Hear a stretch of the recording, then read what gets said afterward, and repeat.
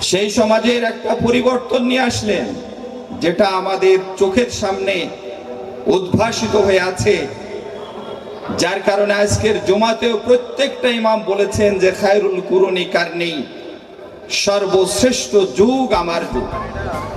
রাসূলের কোন দিকটা আমরা পর্যালোচনা করব? সমরবিদ হিসাবে আল্লাহ রাসূল সাল্লাল্লাহু আলাইহি সাল্লাম পৃথিবীর শ্রেষ্ঠ, রাজনীতিবিদ হিসাবে আল্লাহ রাসূল পৃথিবীর শ্রেষ্ঠ। যেখানে মানুষের অধিকার ছিল না সেখানে সোশ্যাল জাস্টিস প্রতিষ্ঠিত করেছেন, এবং সারা পৃথিবীর রাষ্ট্রবিজ্ঞানীরা এই কথা এখন বলতে বাধ্য হচ্ছে, অশান্ত এই পৃথিবীতে আজকে যদি শান্তি ফিরিয়ে আনতে হয় তাহলে মুহাম্মদ সাল্লাল্লাহু আলাইহি ওয়াসাল্লামের মতো একজন লিডার এবং তিনি যে আদর্শ নিয়ে এসেছিলেন তার ভিত্তিতে আজকের এই পৃথিবীতে শান্তি ফিরিয়ে আনা সম্ভব। সম্মানিত উপস্থিতি, আমরা আল্লাহ রাসূলের এবং পরবর্তী খোলাফায়ে রাশিদিনের জীবনী যদি পর্যালোচনা করি তাহলে দেখব সুশাসনের অধীনে প্রজারা কত তাকওয়াবান হতে পারে সেটা আমাদের কাছে পরিষ্কার হবে। হযরত ওমর রাদিয়াল্লাহু তাআলা আনহু রাত্রির শেষ ভাগে একদিন রাস্তা দিয়ে হাঁটছেন, একটা ঘর থেকে আওয়াজ আসছে। উনি কান পেতে শুনলেন, মা তার মেয়েকে বলছে যে তাড়াতাড়ি ওঠো, আজকে দুধ কম হয়েছে, তাতে একটু পানি মিশাতে হবে। মেয়ে বলল, তুমি কি শোনোনি যে আমিরুল মুমিনিন নিষেধ করেছেন এরকম ধোঁকা দিতে? মা বলল, আমিরুল মুমিনিন কি আমাদেরকে দেখতে আসছে?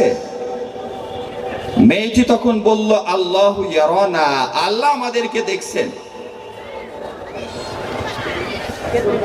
এই অনুভূতির কথা শুনে ওমর রাদিয়াল্লাহু তাআলা আনহু পরের দিন রাজ দরবারে ডেকে পাঠালেন এই মা এবং মেয়েকে।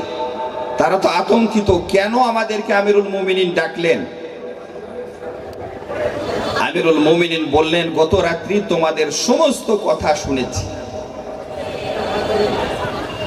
রাত্রির অন্ধকারে একমাত্র আল্লাহর ভয়ের কারণে যে ছোট্ট এই সিদ্ধান্তটা নিতেও কুণ্ঠাবোধ করে এরকম একটা মেয়ের সাথে আমার ছেলের বিবাহ দিতে চায়, যদিও তুমি গোয়ালিনী।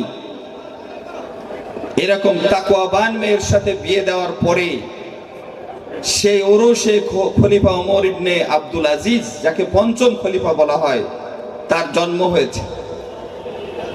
সম্মানিত উপস্থিতি, একবিংশ শতাব্দীর এই সময়তে আল্লাহ রাসূলের এই গাইডলাইনকে উপেক্ষা করার কারণে ছোট্ট এই দেশ বাংলাদেশ অনাচার অবিচার আমাদের উপরে ছেয়ে বসেছিল। ছোট্ট এই দেশ বাংলাদেশ আমরা দেখেছি উপর থেকে নিচ পর্যন্ত দুর্নীতিতে ছেয়ে গিয়েছিল। দেশটাকে কে কোথা থেকে লুটে ফুটে খাবে এই চিন্তা তাদের ভিতরে এসে গিয়েছিল। আমরা দেখেছি এদেশের প্রধান একেবারে শেষের দিকে বললেন, আমার বাড়ির কর্মচারী 400 কোটি টাকার মালিক।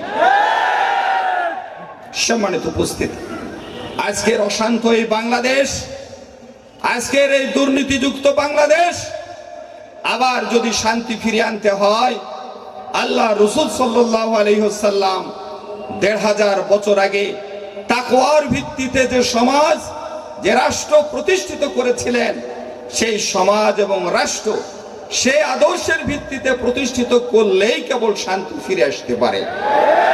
বিগত সময়গুলোতে আমরা দেখেছি আদর্শের কথা উপস্থাপন করার সুযোগ আমাদের ছিল না। গত বছরে আমরা দেখেছি ঢাকাতে একটা ট্রাকের উপরে উঠে সিরাতুন নবীর গান গাচ্ছিল রাসূলের শানে, ট্রাক সহ গ্রেফতার করে চালান দেওয়া হয়েছিল। গত বছরের কথা। এতটুকু বলার মতো অধিকার আমাদের ছিল না। আদর্শকে মানুষের কাছে উপস্থাপন করবে এটা তো অনেক পরের কথা।